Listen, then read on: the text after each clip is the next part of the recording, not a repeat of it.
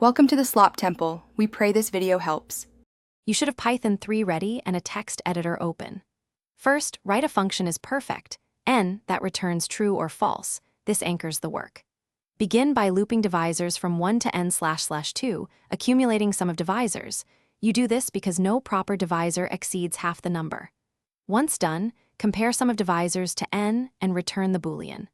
This immediate, small implementation proves the concept and clarifies behavior before optimizing further. Now optimize. Replace the n//2 loop with a loop to int, sqrt n, because complexity drops from linear to roughly square root. That speeds larger checks.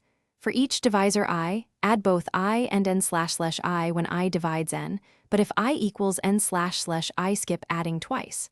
Make sure to start sum at 1 for n1 and explicitly return false for n less or equal 1. Once implemented, test known perfect numbers like 6 and 28 to validate correctness and performance. Finally, wrap is perfect into a loop or generator to find perfect numbers across a range, and consider caching or multiprocessing for very large ranges to boost throughput.